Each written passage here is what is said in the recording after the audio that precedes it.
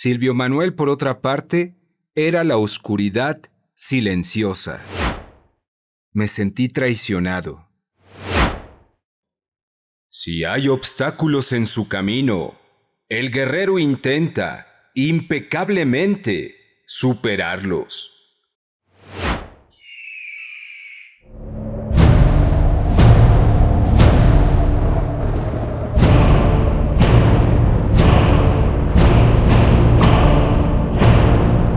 El don del águila.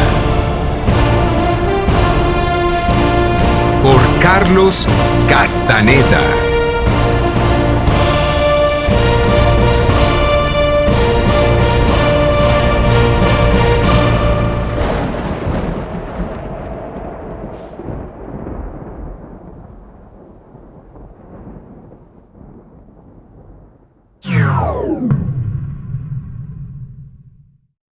Hoy te presento el capítulo número 5. Una horda de brujos iracundos. Nos hallábamos en el pueblo cuando despuntó el alba. En ese momento, tomé el volante y manejé hacia la casa. La gorda me pidió que me detuviera un par de cuadras antes de llegar. Salió del auto y empezó a caminar por la banqueta. Todos salieron, uno a uno. Siguieron a la gorda.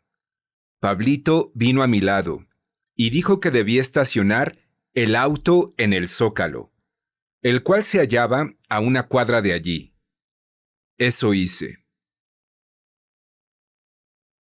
En el momento en que vi que la gorda daba la vuelta a la esquina, supe que algo le ocurría. Se hallaba extraordinariamente pálida. Vino a mí y me susurró que iba a oír la primera misa. Lidia también quería hacer lo mismo. Las dos atravesaron el Zócalo y entraron en la iglesia. Nunca había visto tan sobrios a Pablito, Néstor y Benigno. Rosa estaba asustada, con la boca abierta, los ojos fijos, sin pestañear, mirando hacia la casa. Solamente Josefina resplandecía. Me dio una amistosa y jovial palmada en la espalda. ¡Órale, hijo de la patada!, exclamó. ¿Ya les diste en la mera torre a estos hijos de la chingada?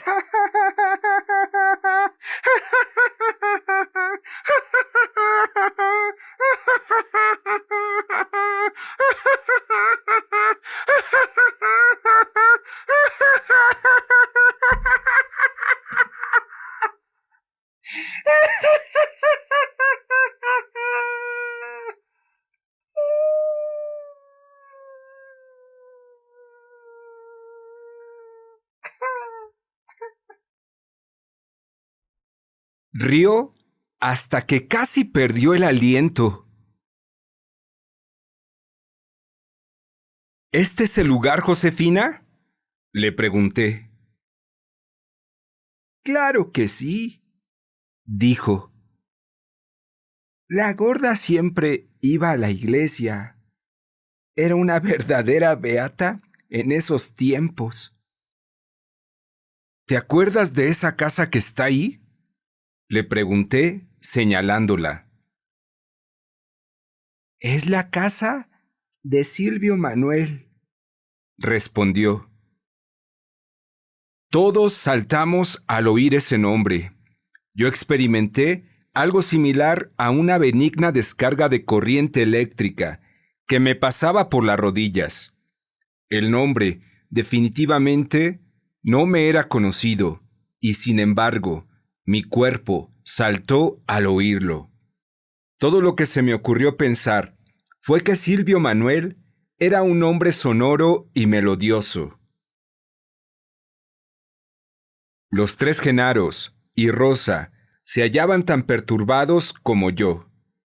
Advertí que todos ellos habían palidecido, a juzgar por lo que sentí.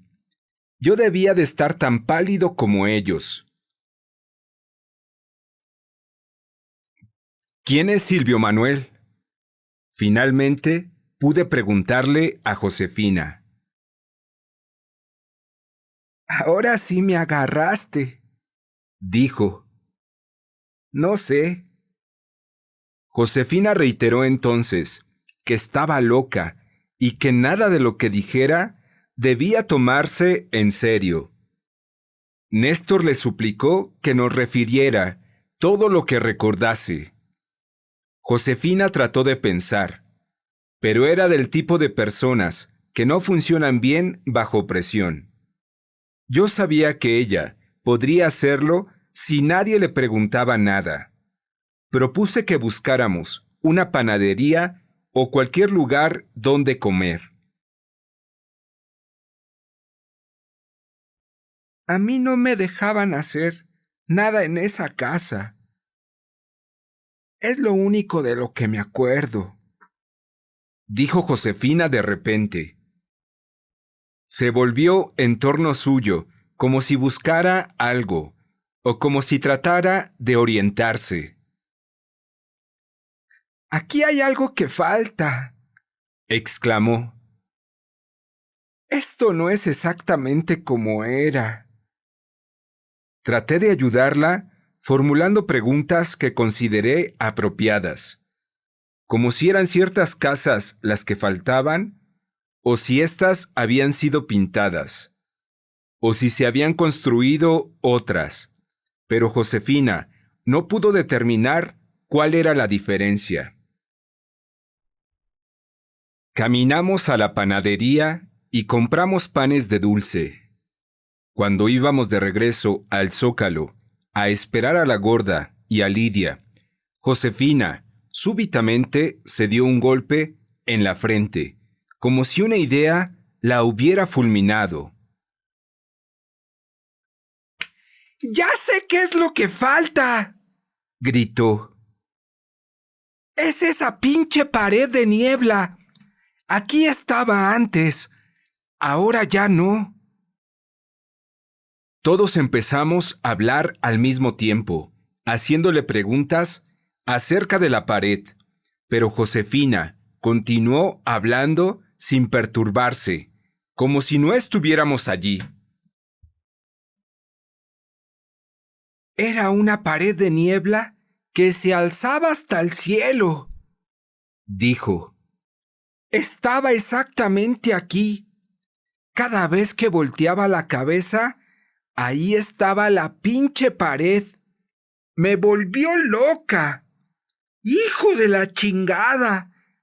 Yo andaba bien del coco, hasta que esa pared me enloqueció. La veía con los ojos abiertos o con los ojos cerrados. Creía que esa pared me andaba siguiendo. Durante un instante, Josefina perdió su vivacidad natural. Una mirada de desesperación apareció en sus ojos. Yo había visto este tipo de mirada en personas con experiencias psicóticas. Apresuradamente le sugerí que se comiera su pan. Ella se calmó al instante y empezó a comerlo. ¿Qué piensas de todo esto, Néstor? Pregunté. Tengo miedo, respondió suavemente. ¿Te acuerdas de algo? Negó sacudiendo la cabeza. Interrogué a Pablito y a Benigno, con un movimiento de cejas.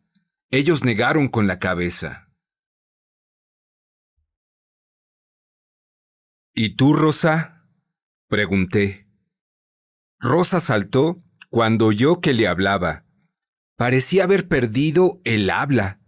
Tenía un pan en su mano y se lo quedó mirando, como si no decidiera qué hacer con él. ¡Claro que se acuerda!, aseguró Josefina, riendo. Pero está muerta de miedo. ¿A poco no ves que le sale pipí hasta por las orejas.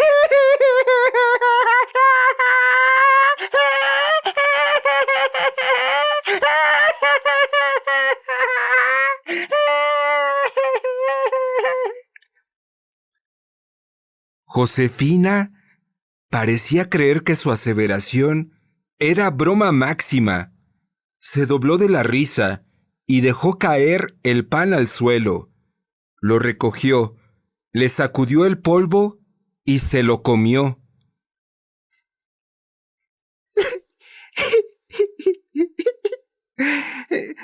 Los locos hasta comen mierda, dijo, dándome una palmada en la espalda.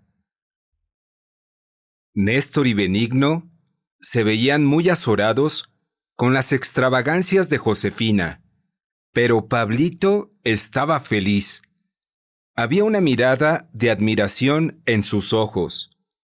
Sacudí la cabeza y chasqueaba la lengua como si tal gracia fuese inconcebible. Vamos a la casa, nos urgió Josefina. Allá les platicaré muchas cosas. Le dije que debíamos esperar a la gorda y a Lidia. Además, aún era muy temprano para molestar a la gentil dama que vivía allí.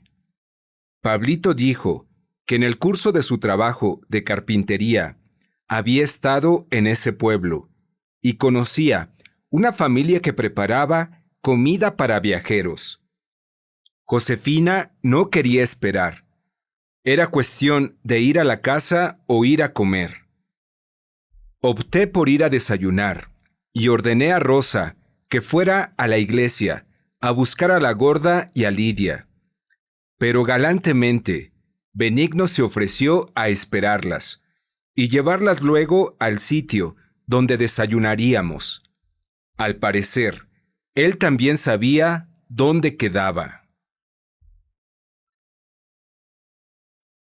Pablito no nos llevó directamente allí. En vez de eso, y a petición mía, hicimos una larga desviación. Había un antiguo puente en las afueras del pueblo que yo quería examinar. Lo había visto desde el auto aquel día en que la gorda y yo venimos por primera vez. La estructura del puente parecía colonial. Avanzamos por el puente y de pronto nos detuvimos abruptamente a la mitad. Pregunté a un hombre que estaba allí qué tan antiguo era el puente. Respondió que no lo había visto toda su vida y que él ya tenía más de 50 años de edad. Pensé que el puente ejercía una fascinación única solo para mí, pero al ver a los demás, tuve que concluir que a ellos también los había afectado. Néstor y Rosa estaban jadeando, sin poder respirar. Pablito se sostenía en Josefina, y ella a su vez se sostenía en mí. ¿Te acuerdas de algo, Josefina?, pregunté. Ese maldito Silvio Manuel está al otro lado del puente, dijo, señalando hacia el otro extremo, que se hallaba como a unos 9 metros. Miré a Rosa, quien asintió afirmativamente con la cabeza. Susurró que una vez ella había cruzado ese puente con gran temor y que algo la había estado esperando del otro lado para devorarla. Los dos hombres no podían ofrecer ayuda. Me miraron perplejos. Cada uno de ellos dijo que tenía miedo sin ninguna razón. Estuve de acuerdo con ellos. Sentí que de noche no me atrevería a cruzar el puente por todo el oro del mundo. No supe por qué. ¿Qué más recuerdas, Josefina?, le pregunté. Mi cuerpo ahora sí ya se asustó, dijo. No puedo acordarme de nada más. El maldito Silvio Manuel siempre está en la oscuridad. Pregúntale a Rosa. Con un movimiento de mi cabeza, invité a Rosa a hablar. Asintió afirmativamente 3 o 4 veces, pero no pudo vocalizar sus palabras. La tensión que yo mismo me hallaba experimentando era insólita, pero real. Todos estábamos parados en el puente, a la mitad, sin poder dar otro paso en la dirección que Josefina había señalado. Finalmente, Josefina tomó la iniciativa y dio media vuelta. Regresamos caminando al centro del pueblo. Después, Pablito nos llevó a una casa bastante grande. La gorda, Lidia y Benigno ya estaban desayunando y habían ordenado comida para nosotros. Yo no tenía hambre. Pablito, Néstor y Rosa se hallaban ofuscados. Josefina comió con gran apetito. Había un silencio ominoso en la mesa. Nadie quiso verme a los ojos cuando traté de iniciar una conversación.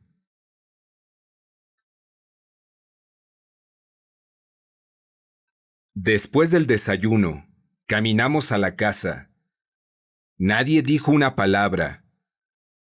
Toqué en la puerta y cuando la dama salió, le expliqué que deseaba mostrar la casa a mis amigos. La señora titubeó unos momentos. La gorda le dio algo de dinero y se disculpó por molestarla.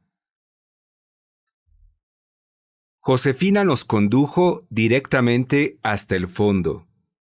No había visto esa parte de la casa cuando estuve antes. Había un patio empedrado, con cuartos distribuidos en torno a él. Unas pesadas herramientas de siembra habían sido almacenadas en los techados corredores. Tuve la sensación de que había visto ese patio cuando no había tanto desorden. Había 8 cuartos, 2 en cada uno de los 4 lados del patio. Néstor, Pablito y Benigno parecían estar a punto de vomitar. La gorda respiraba profundamente. Tomó asiento con Josefina en una banca hecha en la pared misma. Lidia y Rosa entraron en uno de los cuartos. Repentinamente, Néstor pareció tener la necesidad de encontrar algo y desapareció en otro cuarto. Benigno y Pablito hicieron lo mismo. Me quedé solo con la señora. Quise conversar con ella, hacerle preguntas, averiguar si conocía a Silvio Manuel, pero no pude reunir energía para hablar. Mi estómago estaba hecho nudo. Mis manos chorreaban perspiración. Lo que me oprimía era una tristeza intangible, el anhelo de algo que no estaba presente, que no se podía formular. No pude soportarlo. Estaba a punto de despedirme de la señora e irme de la casa, cuando la gorda llegó a mi lado. Me susurró que teníamos que entrar en un cuarto que era visible desde donde nos encontrábamos. Fuimos allí.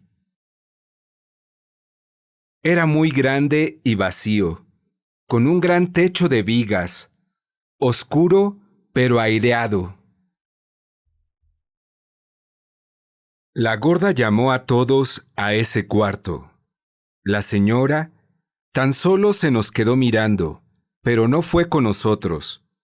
Todos parecían saber precisamente dónde sentarse. Los genaros lo hicieron a la derecha de la puerta, a un lado del cuarto, y la gorda y las 3 hermanitas se sentaron a la izquierda, en el lado opuesto, Se acomodaron cerca de las paredes. Aunque me hubiera gustado sentarme junto a la gorda, lo hice en el centro del cuarto. El lugar me pareció apropiado. No supe por qué, pero era como si un orden ulterior hubiera determinado nuestros sitios. Mientras permanecí sentado allí, me envolvió una oleada de extraños sentimientos. Me hallaba pasivo y en reposo total. Me imaginé como si fuera una pantalla cinematográfica en la cual proyectaban sentimientos de tristeza y de anhelo que no eran míos. Pero no había nada que pudiera reconocer como un recuerdo preciso. Permanecimos en ese cuarto más de 1 hora. Hacia el final, sentí que me hallaba a punto de descubrir la fuente de esa tristeza sobrenatural, que me estaba haciendo llorar casi sin control. Pero después, tan involuntariamente como nos habíamos sentado allí, nos pusimos en pie y salimos de la casa. Ni siquiera nos despedimos de la señora. No le dimos las gracias. Nos congregamos en el zócalo. La gorda afirmó al instante que como ella había perdido la forma humana, aún era la cabeza del grupo. Dijo que tomaba esa posición a causa de las conclusiones a las que había llegado en casa de Silvio Manuel. La gorda parecía esperar algún comentario. El silencio de los demás me era intolerable. Finalmente, tuve que decir algo. ¿A qué conclusiones llegaste en la casa, gorda?, le pregunté. Creo que todos sabemos cuáles son, me replicó con un tono arrogante. No sabemos nada de eso, dije. Todavía nadie ha dicho nada. No tenemos que hablar, sabemos, dijo la gorda. Insistí que yo no podía tomar por cierto un evento de tal importancia. Necesitábamos hablar de nuestros sentimientos. En lo que a mí me tocaba, solo podía dar cuenta de haber encontrado una sensación devastadora de tristeza y desesperación. El nahual Juan Matus tenía razón, dijo la gorda. Teníamos que sentarnos en ese sitio para poder ser libres. Yo ya soy libre. No sé cómo pasa esto, pero algo se salió de mí cuando estaba sentada allí. Las 3 mujeres estuvieron de acuerdo, los hombres no. Néstor dijo que había estado a punto de recordar rostros reales, pero que por más que trató de aclarar su visión, algo lo impedía. Todo lo que había experimentado era una sensación de anhelo y de tristeza de hallarse aún en este mundo. Pablito y Benigno dijeron más o menos lo mismo. ¿Te das cuenta, gorda?, dije. La gorda parecía molesta, enrojeció y contrajo los músculos del rostro en un gesto de enojo, como jamás lo había visto en ella.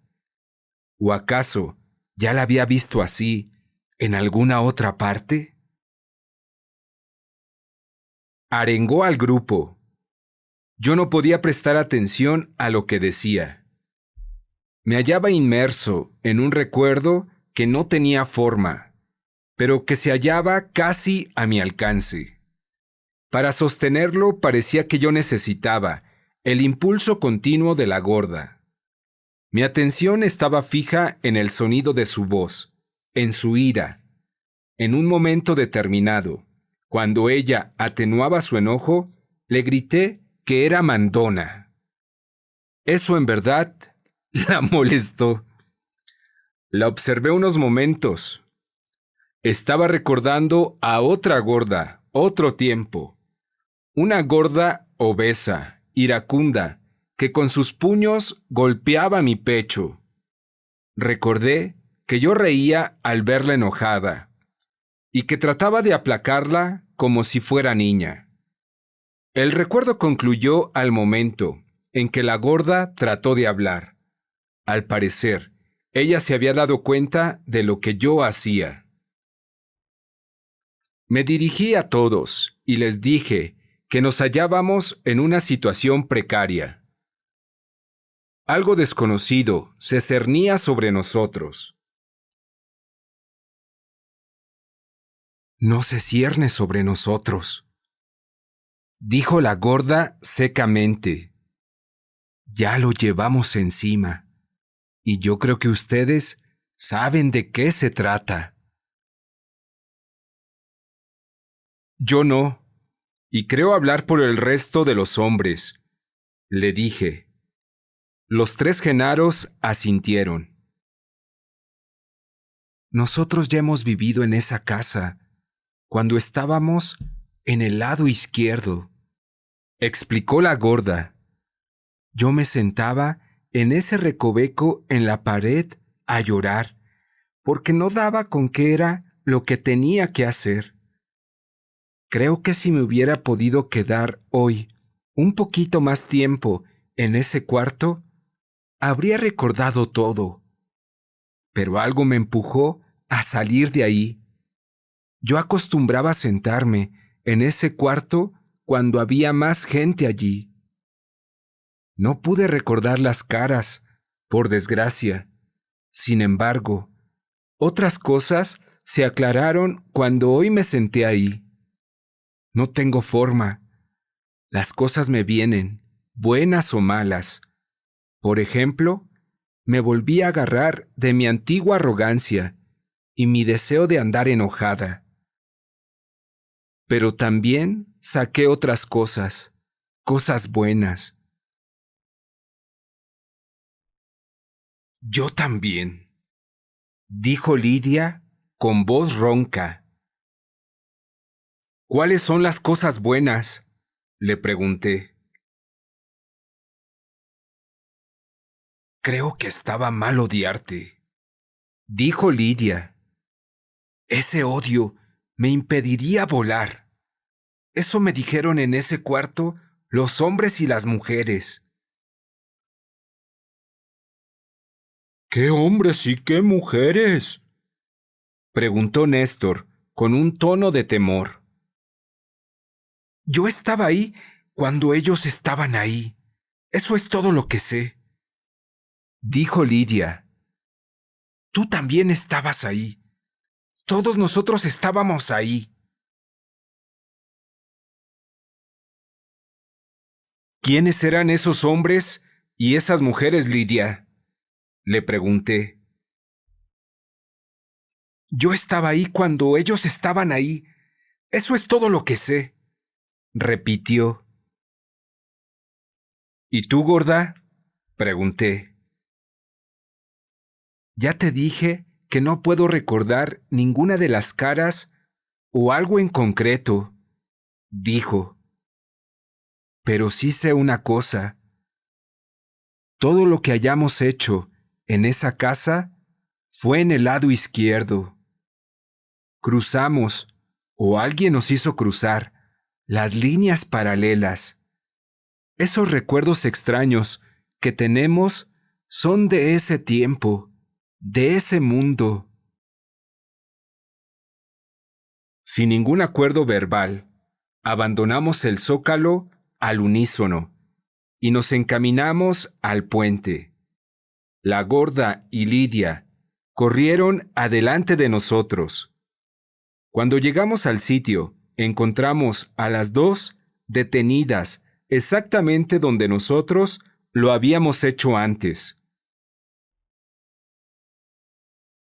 Silvio Manuel está en la oscuridad, me susurró la gorda, con los ojos fijos en el otro lado del puente. Lidia temblaba. También trató de hablar conmigo. No pude comprender lo que estaba voceando. Jalé a todos y los retiré del puente.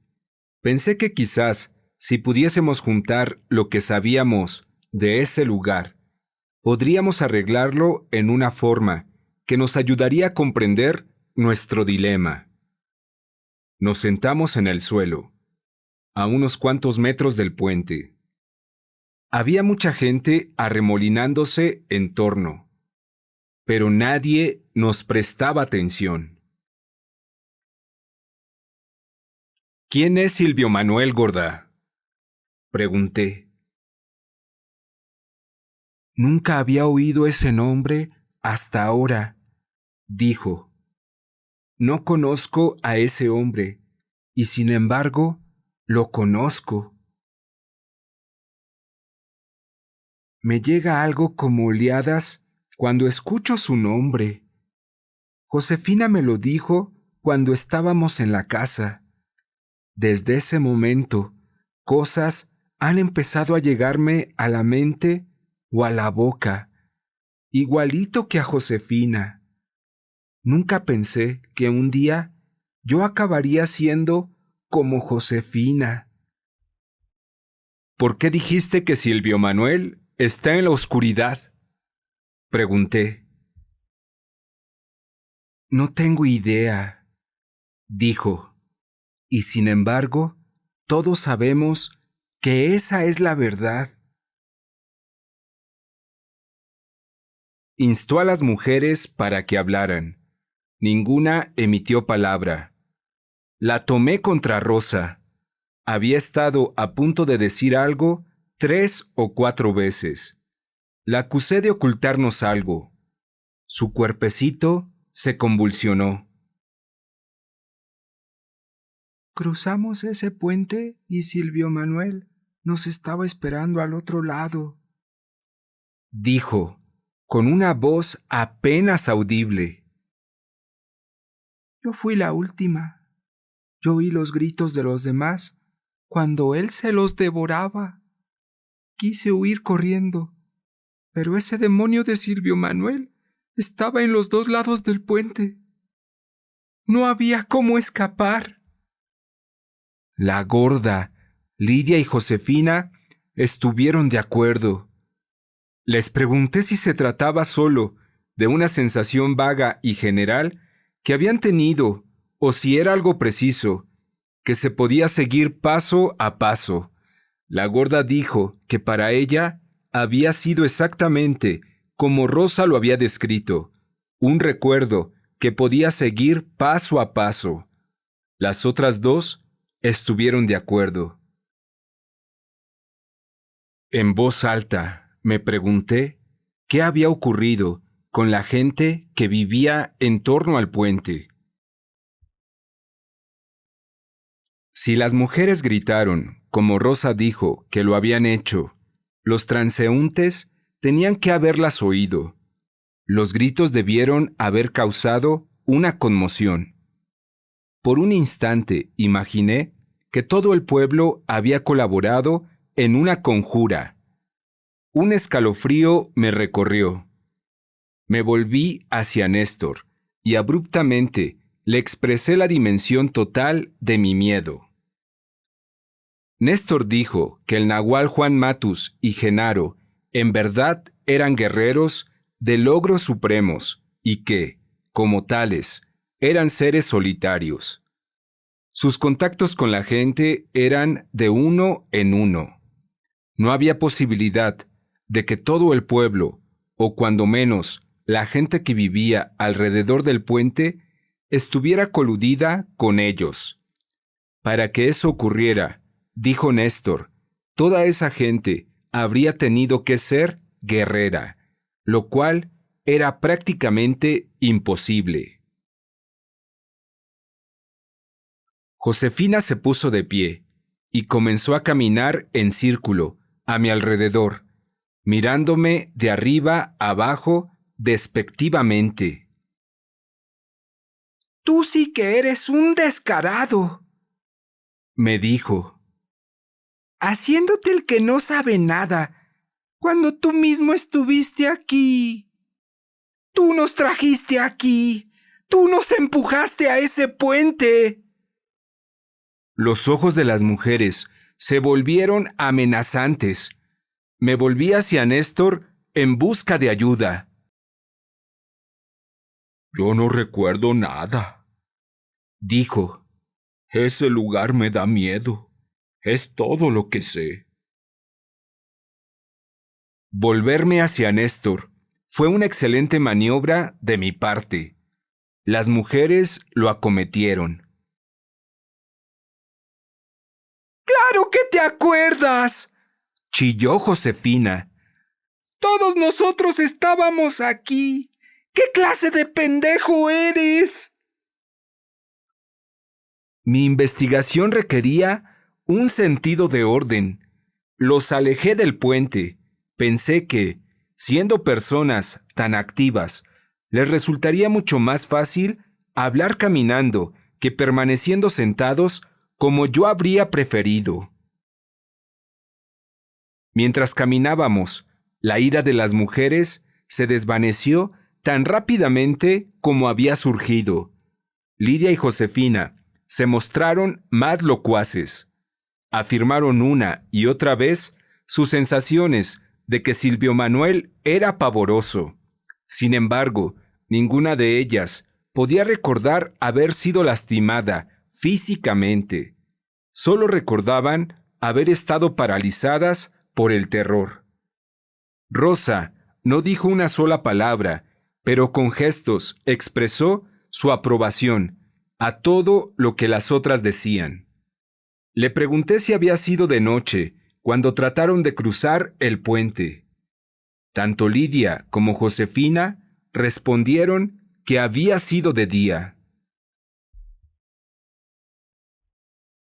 Rosa se aclaró la garganta y susurró que había sido de noche. La gorda clarificó la discrepancia, explicando que había sido en el crepúsculo de la mañana, o un poco antes.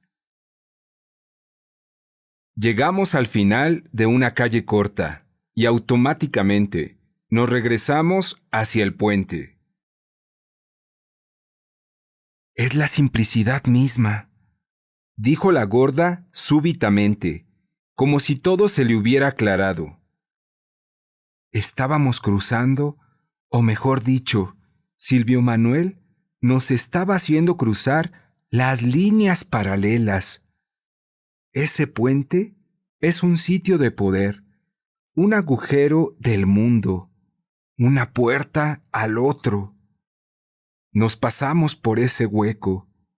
El paso nos debe de haber dolido mucho, porque mi cuerpo está asustado. Silvio Manuel nos esperaba en el otro lado. Ninguno de nosotros puede recordar su cara, porque Silvio Manuel es la oscuridad. Nunca enseñaba la cara. Solo le podíamos ver los ojos. Un ojo, dijo Rosa calladamente y miró hacia otra parte. Todos los que estamos aquí, incluyéndote a ti, me dijo la gorda, sabemos que la cara de Silvio Manuel está en la oscuridad. Uno nomás podía oírle la voz, suave, como tos apagada. La gorda dejó de hablar y empezó a examinarme de una manera que me hizo sentir autoconsciente. Sus ojos tenían una expresión malévola. Me parecía que ella se guardaba algo que sabía. Le pregunté qué era. Ella lo negó, pero admitió que tenía cantidades de sentimientos que no tenían base y que no quería explicar. La presioné y después exigí que las mujeres hicieran un esfuerzo para recordar lo que les había ocurrido en el otro lado del puente. Cada una de ellas solo podía recordar haber oído los gritos de las demás. Los 3 genaros permanecieron fuera de la discusión. Le pregunté a Néstor si tenía alguna idea de lo que había ocurrido. Su sombría respuesta fue que todo eso rebasaba su comprensión. Entonces, tomé una decisión rápida.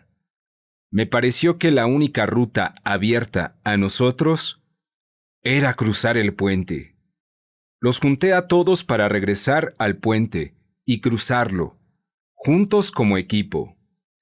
Los hombres estuvieron de acuerdo instantáneamente, pero las mujeres no. Después de agotar todos mis razonamientos, finalmente tuve que empujar y arrastrar a Lidia, Rosa y Josefina. La gorda se mostraba renuente a ir, pero parecía estar intrigada por la posibilidad. Avanzó conmigo sin ayudarme con las mujeres, y los genaros hicieron lo mismo.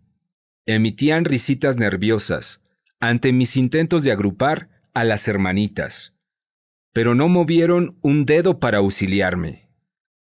Caminamos hasta el punto donde antes nos habíamos detenido. Allí sentí de repente una total falta de energía para detener a las 3 mujeres. Le grité a la gorda que me ayudara. Ella hizo un esfuerzo vago por atrapar a Lidia, cuando el grupo perdió la cohesión, y todos ellos, salvo la gorda, se dispersaron precipitadamente, tropezando y bufando hasta ponerse a salvo en la calle. La gorda y yo nos quedamos, como si estuviésemos pegados a ese puente, sin poder avanzar adelante y teniendo que retirarnos a regañadientes. La gorda me musitó en el oído que no debía tener miedo en lo más mínimo, porque en realidad era yo quien las había estado esperando del otro lado. Añadió que se hallaba convencida de que yo sabía que el ayudante de Silvio Manuel era yo, pero que no me atrevía a revelárselo a nadie. En ese momento, mi cuerpo se sacudió con una furia que rebasaba mi control. Sentí que la gorda no tenía por qué hacer esas aseveraciones o tener esos sentimientos. La prendí del pelo y la hice dar vueltas a tirones. En la cúspide de mi ira, me di cuenta de lo que hacía y me contuve. Le pedí disculpas y la abracé. Un sobrio pensamiento llegó a mi rescate. Le dije que ser líder me estaba erizando los nervios. La tensión era cada vez más intensa conforme progresábamos. Ella no estuvo de acuerdo. Se aferró tercamente a su aseveración de que Silvio Manuel y yo éramos totalmente íntimos. Agregó que como ella me recordó a mi amo, yo reaccioné con ira. Era una fortuna que ella hubiera sido confiada a mi cuidado, me dijo. De otra manera, probablemente la habría tirado al río. Regresamos. Los demás se hallaban a salvo, más allá del puente, observándonos con inequívoco temor. Una condición muy peculiar de ausencia de tiempo parecía prevalecer. No había gente alrededor. Debimos haber estado en el puente cuando menos 5 minutos, y ni una sola persona se desplazó por allí como sucedería en cualquier vía durante las horas de trabajo. Sin decir palabra, caminamos de vuelta al zócalo. Nos hallábamos peligrosamente débiles. Yo tenía un vago deseo de quedarme en el pueblo un poco más, pero subimos al auto y avanzamos hacia el este, hacia la costa del Atlántico. Néstor y yo nos turnamos para manejar, deteniéndonos tan solo a comer, hasta que llegamos a Veracruz. Esa ciudad, Era terreno natural para nosotros. Yo solo había estado allí una vez, y ellos ni una sola. La gorda creía que una ciudad desconocida como esa era el lugar adecuado para despojarnos de nuestras viejas envolturas. Nos registramos en un hotel, y de allí ellos procedieron a rasgar sus viejas ropas hasta convertirlas en jirones.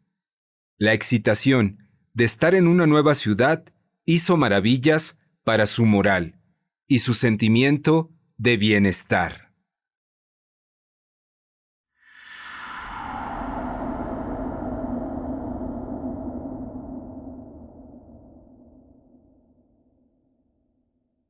Nuestra siguiente parada fue la Ciudad de México. Nos quedamos en un hotel junto a la Alameda, donde don Juan y yo nos habíamos hospedado una vez. Durante 2 días fuimos perfectos turistas. Fuimos de compras y visitamos la mayor cantidad posible de sitios turísticos. La gorda y las hermanitas simplemente se veían deslumbrantes. Benigno compró una cámara en una casa de empeño. Disparó 425 tomas con la cámara sin rollo. En un sitio, mientras admirábamos los estupendos mosaicos de las paredes, un policía me preguntó de dónde eran esas esplendorosas extranjeras. Supuso que yo era un guía de turistas. Le dije que eran de Sri Lanka. Me lo creyó y se maravilló, porque casi parecían mexicanas. Al día siguiente, a las 10 de la mañana, nos hallábamos en la oficina de aviación, hacia la cual una vez don Juan me había empujado. Cuando me dio el empellón, yo entré por una puerta y salí por otra, pero no a la calle, como debía, sino a un mercado que se encontraba a más de 1 kilómetro de allí, donde presencié las actividades de la gente. La gorda especuló que la oficina de aviación era también, como el puente, un sitio de poder. Una puerta para cruzar de una línea paralela a la otra. Dijo que evidentemente el nagual me había empujado por esa apertura, pero yo me quedé atrapado a la mitad del camino entre los dos mundos, y así había observado la actividad del mercado sin formar parte de ella. Dijo que el nagual, naturalmente, había tratado de empujarme hasta el otro lado, pero mi obstinación lo impidió y terminé en la misma línea de donde venía, en este mundo. Caminamos de la oficina de aviación hasta el mercado y de allí a la Alameda, donde don Juan y yo nos habíamos sentado después de la experiencia de la oficina. Había estado muchas veces con él en ese parque. Sentí que era el lugar más apropiado para hablar sobre el curso de nuestras acciones futuras. Mi intención era recapitular todo lo que habíamos hecho para dejar que el poder de ese lugar decidiera cuál debía ser nuestro paso siguiente. Después de nuestro deliberado intento de cruzar el puente, yo había tratado, sin éxito, de encontrar una manera de relacionarme con mis compañeros como grupo. Nos sentamos en unos escalones de piedra y empecé con la idea de que, para mí, el conocimiento se hallaba fusionado con las palabras. Les dije que yo creía, muy seriamente, que si un evento o experiencia no se formulaba en un concepto, estaba condenado a disiparse. Por tanto, les pedí que expusieran sus consideraciones individuales de nuestra situación. Pablito fue el primero en hablar. Pensé que eso era extraño, puesto que había estado extraordinariamente silencioso hasta ese momento. Se disculpó, porque lo que iba a decir no era algo que hubiera recordado o sentido, sino una conclusión que se basaba en todo lo que sabía. Dijo que no tenía problema en comprender lo que las mujeres contaron que había ocurrido en el puente. Sostuvo Pablito que habían sido obligados a cruzar del lado derecho, el tonal al lado izquierdo, el nagual. Lo que había espantado a todos era el hecho de que alguien más estaba en control, forzando el cruce. Tampoco tenía problema en aceptar que yo fui el que entonces ayudó a Silvio Manuel. Apoyó su conclusión con la aseveración de que solo días antes él me había visto hacer lo mismo, empujar a todos hacia el puente. Pero esta vez no tuve a nadie que me ayudara desde el otro lado. No estaba allí Silvio Manuel para jalárselos. Traté de cambiar el tema y procedí a explicarles que a olvidar como nosotros habíamos olvidado se le llamaba amnesia. Lo poco que sabía acerca de la amnesia no era suficiente para esclarecer nuestro caso, pero sí bastó para hacerme creer que no podíamos olvidar como si fuera por decreto. Les dije que alguien, posiblemente don Juan, debió hacer algo insondable con nosotros, y yo quería averiguar exactamente qué había sido. Pablito insistió en que para mí era importante comprender que era yo quien había estado confabulado con Silvio Manuel. Insinuó luego que Josefina y Lidia le habían hablado a fondo del papel que yo había desempeñado al forzarlas a cruzar las líneas paralelas. No me sentí a gusto discutiendo este tema. Comenté que nunca había oído hablar de las líneas paralelas hasta el día en que hablé con doña Soledad, y sin embargo, no había tenido escrúpulos en adoptar la idea inmediatamente. Les dije que yo comprendí al instante a lo que ella se refería. Incluso quedé convencido de que yo mismo había cruzado las líneas cuando creí estar recordándola. Cuando uno de los demás, con excepción de la gorda, aseguró que la primera vez que había oído mencionar las líneas paralelas fue cuando yo hablé de ellas. La gorda dijo que supo de ellas por medio de doña Soledad, poco antes de que yo lo hiciera. Pablito de nuevo intentó hablar de mi relación con Silvio Manuel. Lo interrumpí. Dije que cuando todos nosotros nos hallábamos en el puente, tratando de cruzarlo, no pude reconocer que yo, y posiblemente todos ellos, habían entrado en un estado de realidad no ordinaria. Solo me di cuenta del cambio cuando advertí que no había otra gente en el puente. Nosotros éramos los únicos que habíamos estado allí. Era un día despejado, pero de súbito los cielos se nublaron y la luz de la mañana se convirtió en crepuscular. Yo estuve tan atareado con mis temores y con mis interpretaciones personales en ese momento que no logré advertir ese cambio tan pavoroso. Cuando nos retiramos del puente, percibí que de nuevo la gente circulaba por allí.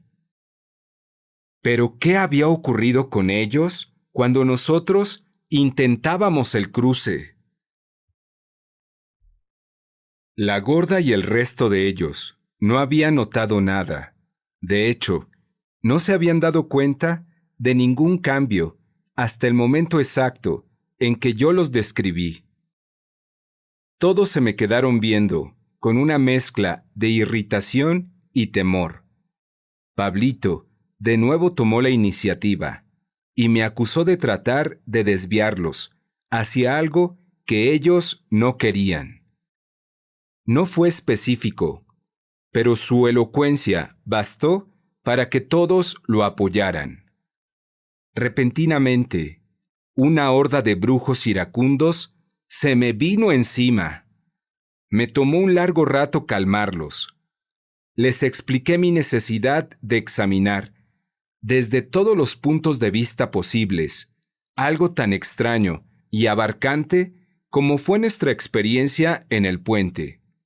Finalmente se apaciguaron, pero no porque los convenciera con mis raciocinios, sino a causa de la fatiga emocional.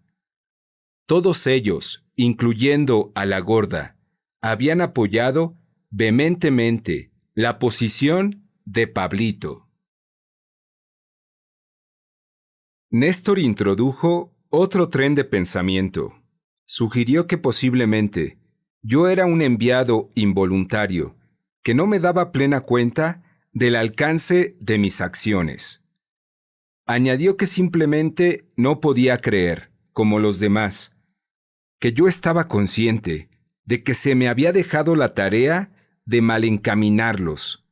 Sentía que en verdad yo no me daba cuenta que los estaba llevando a la destrucción, y sin embargo, eso era exactamente lo que yo hacía. Néstor creía que había dos maneras de cruzar las líneas paralelas: por medio del poder de otro o a través de nuestro propio poder. Su conclusión final era que Silvio Manuel los había hecho cruzar asustándolos tan intensamente que algunos de ellos ni siquiera recordaban haberlo hecho.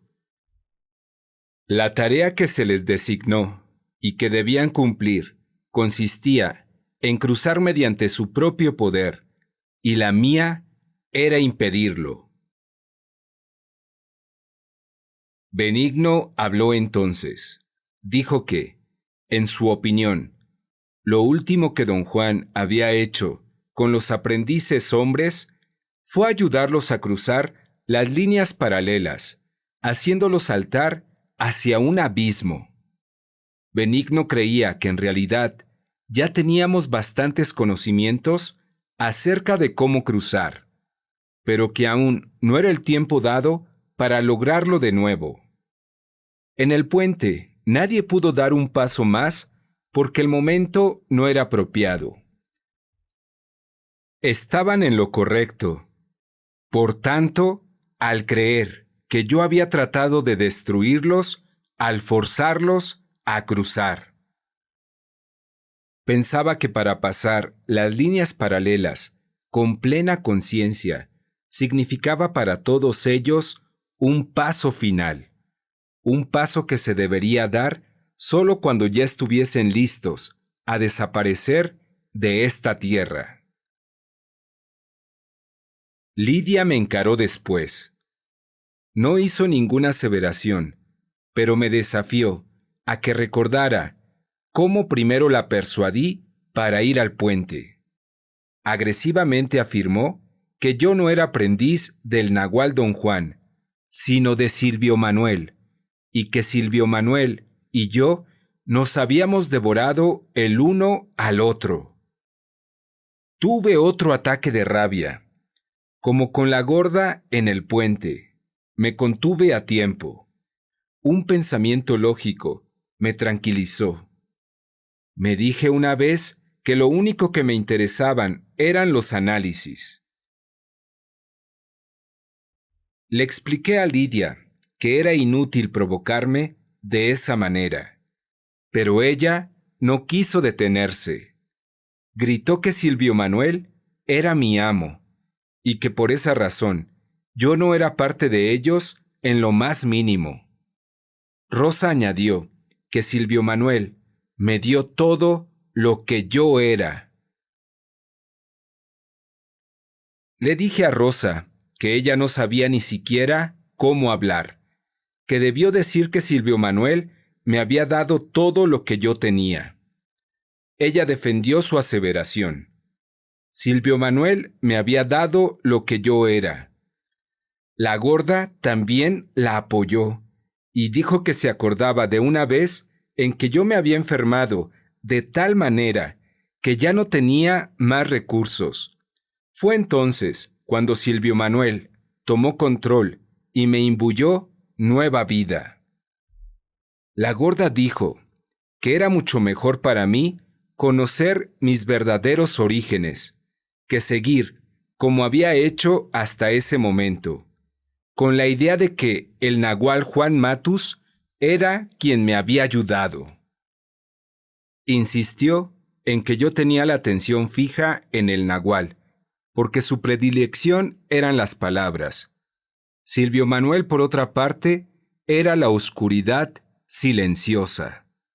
Explicó que para seguirlo tenía que cruzar las líneas paralelas, pero para seguir al nahual Juan Matus, todo lo que yo necesitaba era hablar de él.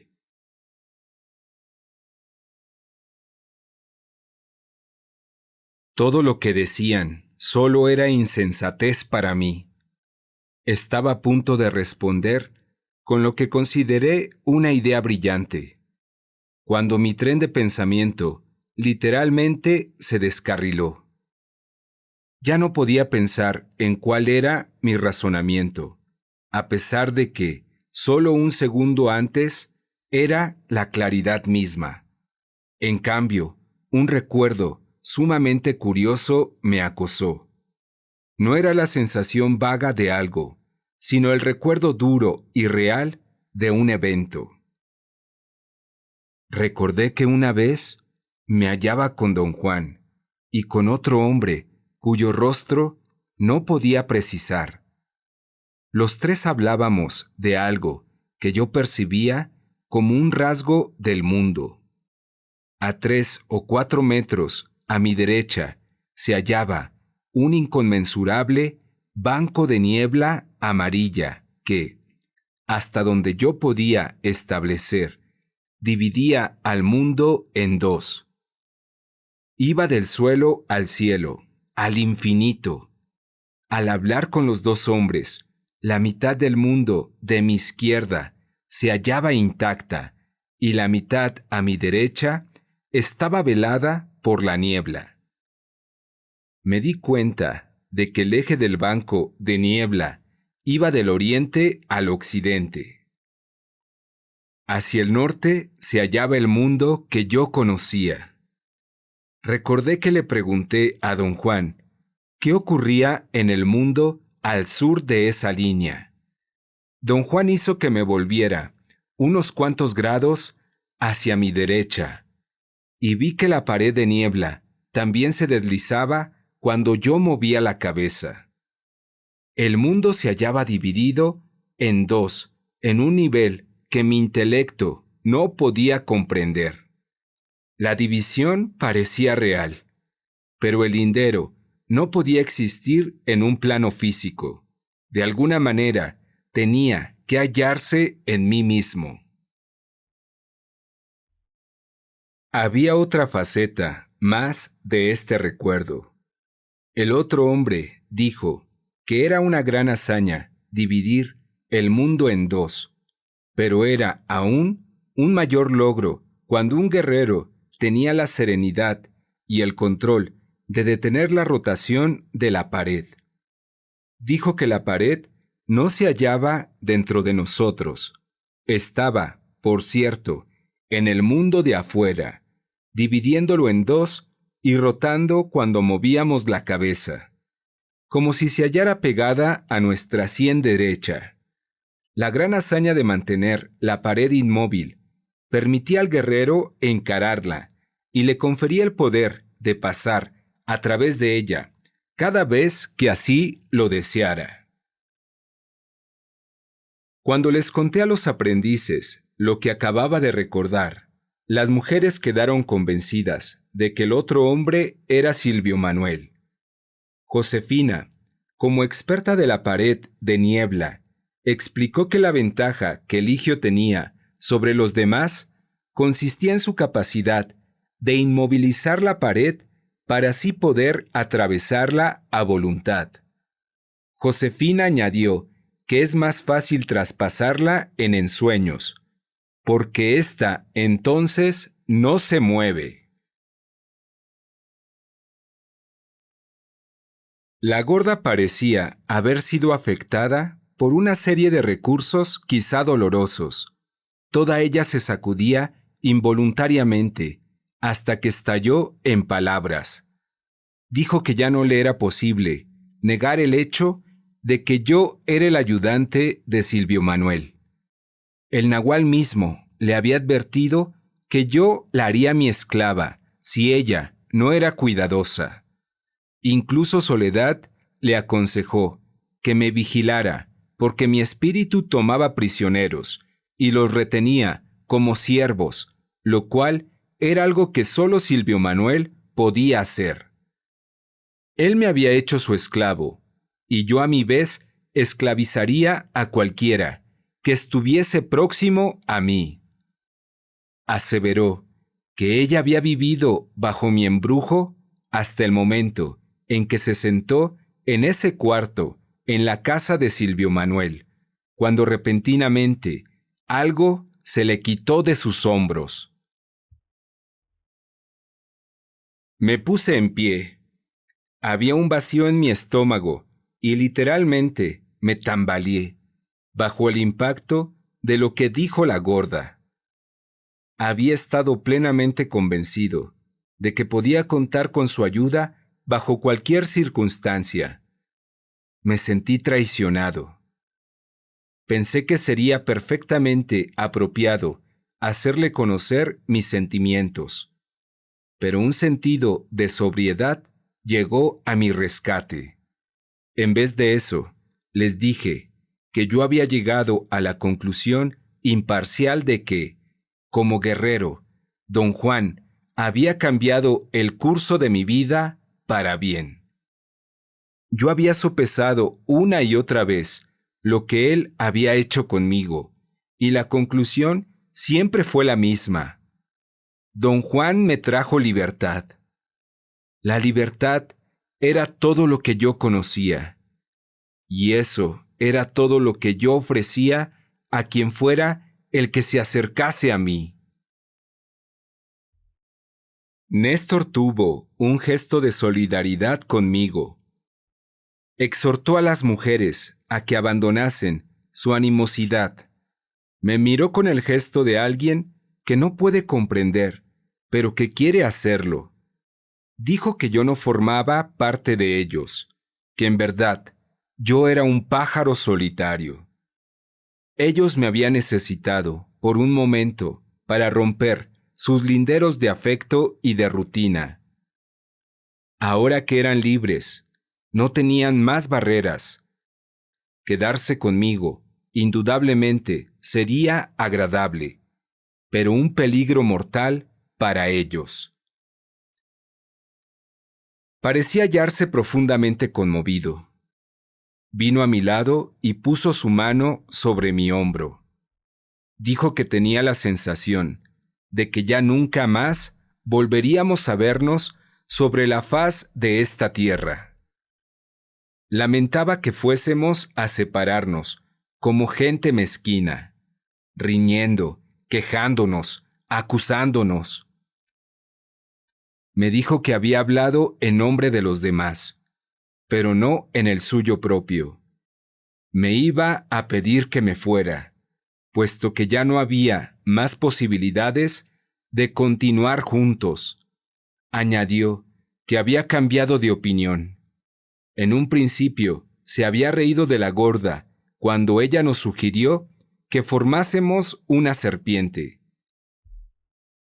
Ya no creía que la idea fuera ridícula. Había sido nuestra última oportunidad de triunfar como grupo. Don Juan me había enseñado a aceptar mi suerte humildemente. El sino de un guerrero es inalterable. Una vez me había dicho, el desafío consiste en cuán lejos puede uno llegar dentro de esos rígidos confines y qué tan impecable puede uno ser. Si hay obstáculos en su camino, el guerrero intenta impecablemente superarlos.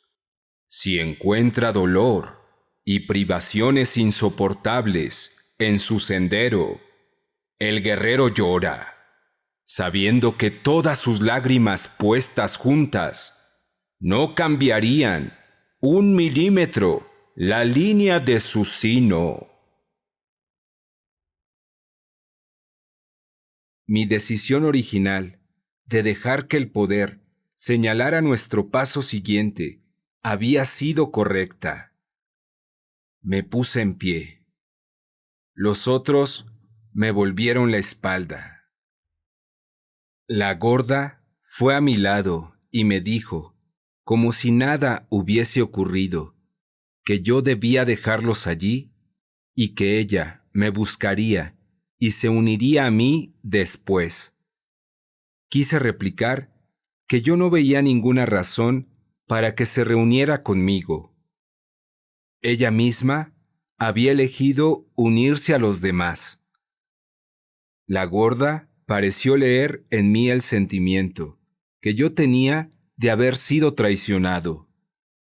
Calmadamente me aseguró que como guerreros, ella y yo teníamos que cumplir juntos nuestro destino, a pesar de ser tan mezquinos.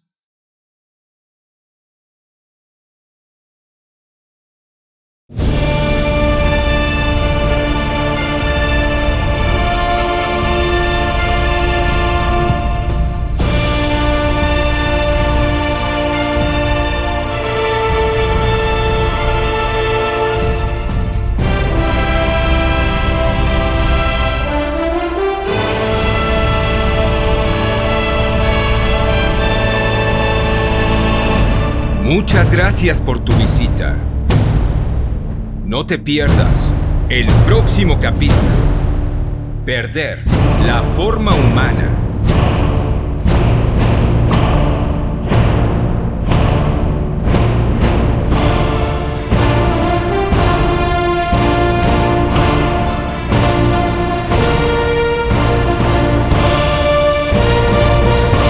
Que tengas un excelente momento. ¡Fuerza!